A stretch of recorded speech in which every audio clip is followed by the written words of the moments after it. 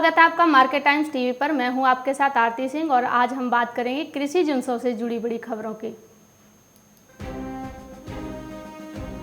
दुनिया भर को भारत के चावल का स्वाद काफ़ी पसंद आ रहा है। स्थिति ये है कि मौजूदा वित्त वर्ष में चावल का निर्यात 80% से ज़्यादा बढ़ चुका है। विदेशों में चावल की मांग बढ़ने से देश के किसानों को फायदा मिलने की पूरी उम्मीद है। निर्यात मांग से तय है कि देश में फसल के दामों में बढ़त देखने को मिलेगी, जिससे किसानों की बेहतर आय होगी।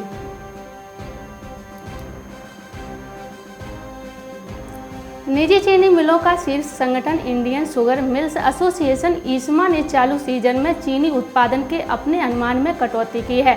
उद्योग संगठन द्वारा गुरुवार को जारी दूसरे अग्रिम उत्पादन अनुमान के अनुसार देश में 2020-21 के दौरान चीनी का उत्पादन 302 लाख टन रह सकता है, जबकि पहले अग्रिम अनुमान में ईसमा ने 310 लाख टन उत्पादन का आकलन किया था। मध्य प्रदेश के हरदा में कृषि मंत्री कमल पटेल ने बड़ा बयान दिया है। उन्होंने कहा कि इस बार समर्थन मूल्य पर गेहूं की खरीदी से पहले चना की फसल खरीदी जाएगी। कृषि मंत्री ने कहा कि चना खरीदी मई में शुरू होती थी, जिससे जरूरतमंद किसानों को कम दाम पर चना बेचना पड़ता था। ऐसे में अगर इस बार समर्थन मूल्य पर चना खरीदी पहले शुरू होती है तो किसानों को आर्थिक फायदा होगा। उत्तर प्रदेश के बुलंदशहर में जिले में इस बार गेहूं का उत्पादन गत वर्षों से कम होगा। इसका कारण ये है कि गन्ना भुगतान और समय से गन्ने की पेराई सत्र शुरू होने से किसानों का रुझान गन्ने की ओर बढ़ा है। इसके साथ ही प्रत्येक वर्ष सरसों के दाम अच्छे होने के चलते गेहूं के रकबे में कटौती कर किसानों ने सरसों की बुवाई करी है। मध्य प्रदेश के उज्जैन मंडी में इस सप्ताह से नए गेहूं की छुटपुट आवक होने लगी है। किसानों के अनुसार अधिकांश खेतों में गेहूं पकने की स्थिति में आ गए हैं। मौसम के बदलाव के साथ ही कटाई शुरू हो जाएगी। बीते वर्ष की तुलना में इस बार गेहूं का उत्पादन बम्पर मात्रा में होने की संभावना है। अब तक गेहूं की फसल में मौसम पूरा साथ दे रहा है। किसानों का कहना है कि सब कुछ ठीक ठाक रहा तो बहुत जल्द ही मंडियों में गेहूं पर मात्रा में आने लगेगा।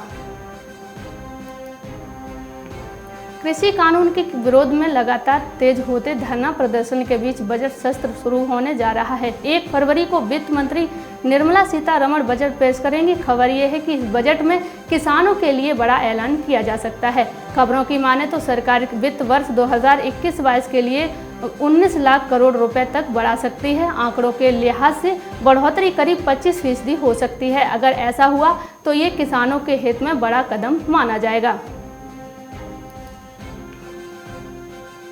इस वर्ष क्षेत्र में लगभग 30% किसानों ने चना की फसल की बोवनी की है। मौसम की बेरुखी और अचानक बदलाव के कारण चना फसल में कहीं उबाल तो कहीं फूल झड़ने जैसी समस्याएं शुरू हो चुकी हैं, जिससे किसानों को दिन पर दिन चिंता बढ़ती जा रही है।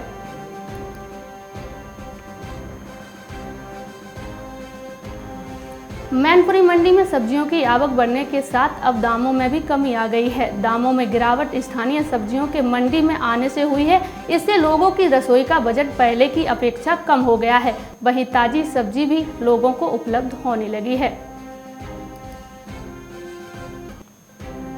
पिछले वर्ष एक पखवाड़े से पूरा क्षेत्र शीतलहर और कोहरे की चपेट में है। आम जनजीवन के साथ फसलों को भी इससे खासा नुकसान पहुंचा है। पाला पड़ने से कई किसानों के खेतों में केला और आलू की फसल झुलसा रोग की चपेट में है। हालांकि इसके अलावा सब्जी की अन्य फसलें भी प्रभावित हैं, जिससे टमाटर, बैंगन, मटर आदि की फसलों पर इसका काफ़ी नुकसानदायक असर पड़ रहा है। वहीं दलहन और तिलहन की फसल जैसे मसूर, मटर, खेसारी, अरहर आदि फसलों को नुकसान होने लगा है, जिसका सीधा असर किसानों को नुकसान के रूप में झेलना पड़ रहा है।